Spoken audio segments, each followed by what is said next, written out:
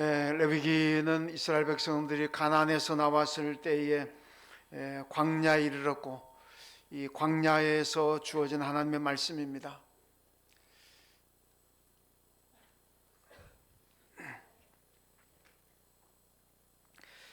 이스라엘의 국토인 이 가나안은 우리가 상식적으로 좀 알고 있습니다만은 국토의 95% 이상이 풀란폭이 나지 않는 산악지대, 그리고 또 사막지대입니다. 그래서 사람들이 생존하기가 참 어려운 땅입니다. 그러다가 이스라엘이 가나안 땅 들어갈 때 보면 또 원주민 7족속들이 자리하고 있었습니다. 7족속들이 자리하면서 이 정탐꾼들이 와서 보고하는 걸 보면 전부 다 성은 다 요새화되어 있고, 그리고 군사도 훈련되어 있고, 거기다가 이 이스라엘은 그들에 비하면은 메뚜기다 이렇게 얘기하죠. 거인들이고, 원주민들은 거인들이고, 이스라엘은 아주 왜소하고, 여러 가지 이 외형적인 모습을 보면 이스라엘이 도저히 정복한다는 것은 쉽지 않은 그런 상대였습니다. 그러니까 이 정탐꾼들이 와서 보고하기를, 가나안 땅은 우리에게 축복을 주는 땅이 아니고 우리를 삼키는 땅입니다. 삼킨다는 것은 그냥 다 죽이는 땅이라는 얘기입니다. 그러니까 우리는 거기가 들어가면 죽음의 땅이나 같습니다. 이렇게 보고를 합니다. 사실 이거는 이 세상적인 평가입니다. 또 우리가 신앙적인 평가 좀 다르긴 합니다만은, 자, 그렇다면은 우리가 세상 사람들이 볼 때 이런 땅인데 왜 이런 땅을 하나님께서 선민 이스라엘에게 주셨을까? 좀 주시려면 좋은 땅 주시지, 들어가서 좀 평안하게 살 수 있고 소득도 많이 낼 수 있는 좀 기름진 땅, 이스라엘에는 유목도 많이 하니까 목초지도 많고 좀 이런 땅을 좀 주시려면 주시지, 왜 이렇게 살아가기도 힘들고, 원주민들도 강한 군대를 가지고 있는 원주민들도 있고, 정복하다 보면은 얼마나 많은 사람들 죽을지도 모르는 이런 위험한 땅을 왜 이스라엘에게 주셨을까? 그런데 우리가 신앙적인 관점에서 본다면은 이 가나안 땅은 이스라엘 백성들이 들어가서 하나님 말씀을 잘 순종해야 되고 하나님을 열심히 잘 섬겨야만 살아날 수 있는 땅입니다. 다시 말씀드려서 하나님께서 이스라엘을 살려주시고 하나님이 이스라엘을 축복하셔야만 생존할 수 있는 땅이 이게 가나안 땅입니다. 그러니까 이게 축복의 땅이라는 얘기예요. 여러분 성서 기자들은 그 땅이 그렇게 정말 쓸모없는 땅이고 척박한 땅이고 이걸 몰라가지고, 국토의 대부분이 산악이고 사막이고 이걸 몰라가지고 여러분 적과 꿀이 흐르는 가나안 땅이라고 했겠습니까? 하나님은 이스라엘에게 사기쳤습니까? 좋지도 않은 땅을 갖다가 적과 꿀이 흐른다고 이렇게 하나님이 말씀하셨다면 이건 어떻게 보면 사기친 거나 다름없지 않습니까? 근데 그게 아니라는 게, 우리가 영적으로 생각해 보면 이 가나안 땅은 하나님께 기도해야만 살아갈 수가 있고 하나님을 섬겨야만 살아갈 수가 있고 하나님이 축복하시고 하나님이 도와주셔야만 이스라엘이 생존할 수 있는 땅입니다. 그러니까 이게 축복의 땅인 줄로 믿습니다. 여러분, 우리가 만약 생각해 봅시다. 하나님 없이 기도하지 않아도 내가 살아갈 수 있는 환경이라면 그게 축복입니까? 우선은 축복이죠. 우선 내가 굳이 추우나 더우나 교회 와서 예배 드리고 교회 가서 봉사하고 예수도 안 믿고 그러지 않아도 내가 잘 살아갈 수 있다. 우선은 축복이잖아요. 얼마나 좋습니까? 그런데 우리가 신앙적으로 생각해보면 그게 축복 아니잖아요. 그렇게 살다가 지옥 가는데, 그렇게 살다가 멸망하는데 그게 무슨 축복입니까? 여러분, 지금도 우리에게도 마찬가지입니다. 내가 하나님께 기도해야만 살아갈 수 있는 환경이라면, 하나님을 믿고 예수를 믿어야만 내가 살 수 있는 환경이라면 이게 바로 축복인 줄로 믿습니다. 그런 의미에서 가나안 땅은 하나님의 축복입니다. 왜? 거기 들어가가지고 하나님 안 믿고는 못 삽니다.